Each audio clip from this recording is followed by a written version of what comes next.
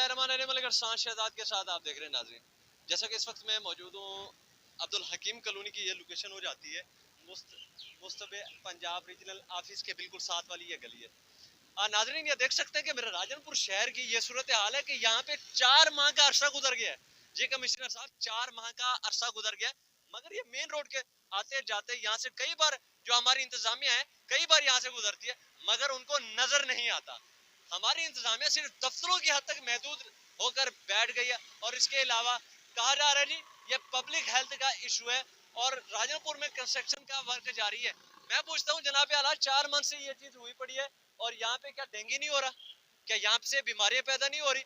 जनाब आला, ये खाली सेमिनार की हद तक यहाँ हमारी इंतजामिया महदूद रहेगी। जनाब आला, मैं आपसे पूछता हूँ कि क्या इस गंदे पानी से क्या कोई बीमारियां पैदा नहीं हो रही? जनाब आला, मैं आपसे पूछता हूँ क्या इस गंदे पानी से कोई मच्छर पैदा नहीं हो रहे? जनाब आला, मैं आपसे पूछता हूँ क्या ये मेरा शहर राजनपुर जो मेन ये रोड है, मेन रोड के बिल्कुल साथ में इस वक्त ठहरा हूँ, क्या ये मेरा शहर राजनपुर लावारिस हो चुका है?